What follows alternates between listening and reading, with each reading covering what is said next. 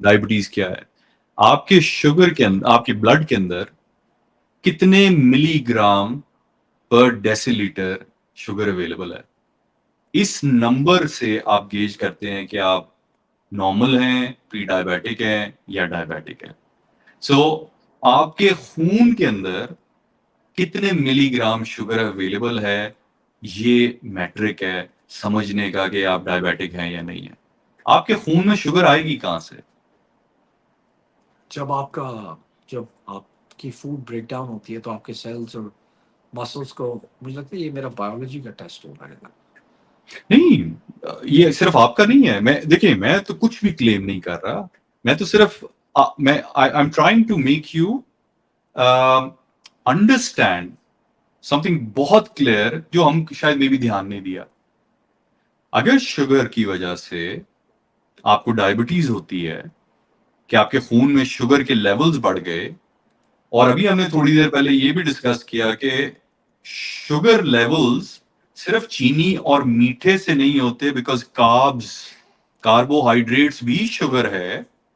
اور اگر آپ روٹی، چاول، ٹوسٹ، پراٹھے، سبزیاں، پھل بہت زیادہ مقدار میں کھا رہے ہیں اور وہ ساری کاربوہائیڈریٹس نے شوگر میں کنورٹ ہونا ہے، تو آپ کے خون میں شوگر مالیکیولز بڑھیں گے تو آپ کو ڈائبٹیز کیسے نہیں ہوگی؟ اچھا، آپ مجھے بتائیں، اگر کوئی روٹی چاول، سبزیاں اور پھل مناسب مقدار میں کھائے، وہ ٹھیک نہیں ہے؟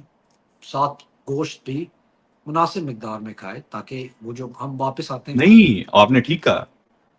ہر بندے کی مناسب کی ڈیفینیشن فرق ہے نا. مناسب کیا ہے آپ کے خیال میں؟ مناسب کیا ہے؟ مجھے نہیں پتا، آپ بتائیں. نہیں، آپ کے خیال میں آپ کا مناسب کیا ہے؟ یار میرا ہے کہ آپ کی کتنی روٹیاں مناسب ہیں آپ کی؟ میں نے تو آج دوپہر کو، اب کیونکہ میں ذرا کم کر رہا ہوں روٹی کا، تقریباً 1.5 روٹی کھائی تھی دوپہر. سو 1.5 روٹی آپ کی مناسب ہے. میں کہتا ہوں آدھی سے بھی کم روٹی میرے لیے بھی مناسب نہیں ہے. کوئی کہتا ہے کہ یار میرے لیے 2 نان مناسب ہے. تو دیکھیں نا، اب پھر مناسب کیا ہے؟ تو پھر مناسب کی آپ کیا ڈیفینیشن دیں گے؟ کیونکہ لوگوں کو نہیں پتا مناسب کیا ہے. واقعی یعنی یہ بڑا اچھا سوال ہے کہ مناسب کیا ہے، کتنا گوشت کھانا چاہیے. چلیں، گوشت کا تو آپ نے بتایا ہوا ہے، کوئی آپ کی ویٹ اور آپ کا گرامیج اور اس حساب سے ہوتا ہے. کاربس کا کیا گرامیج ہے؟ مجھے کیسے پتا کہ 2 روٹیاں مناسب ہیں یا 4 مناسب ہیں یا 1 مناسب ہے یا بالکل مناسب نہیں ہے؟ اوکے، سو ایک بڑا سمپل سا تھم رول ہے. اگر آپ کے جسم کے اوپر فیٹ ہے، دیٹ مینز آپ اپنی ضرورت سے زیادہ کاربز لے رہے ہیں یا شوگر لے رہے ہیں یا خوراک لے رہے ہیں. آپ کی باڈی کے اوپر فیٹ ایکیومولیٹ کیوں ہو رہی ہے؟ یہ ایک بڑا سمپل سا سوال ہے. پروٹینز، کاربوہائیڈریٹس اور فیٹس. پروٹین آپ کے جسم کے اندر ایکیومولیٹ نہیں ہوتی ادر دین آپ کی ہڈیاں اور آپ کے مسل کے اندر. پروٹین کہیں اور اکٹھی نہیں ہوتی. اگر آپ بہت زیادہ پروٹین استعمال کرتے ہیں تو وہ ساری کی ساری پروٹین آپ کے مسلز اور آپ کی ہڈیوں میں لگ جائے گی، وہ فیٹ میں کنورٹ نہیں ہوگی.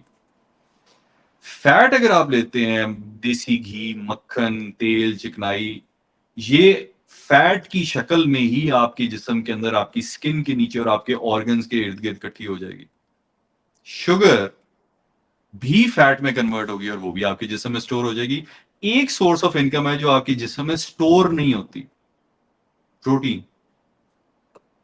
ایکسٹرا کٹھی نہیں ہوتی، وہ آپ کے مسل کو اسٹرینتھن کرے گی، آپ کے ہڈیوں کو اسٹرینتھن کرے گی، لیکن اس کے علاوہ آپ کے جسم میں کسی اور جگہ پہ کٹھی نہیں ہوگی. فیٹ آپ کے جسم میں کٹھی ہوگی اور کاربوہائیڈریٹس آپ کے اور شوگر آپ کے جسم میں کٹھی ہوگی. So if you were to take some sort of energy اپنے خوراک سے، آپ صاف انرجی کیوں نہ لینا چاہیں؟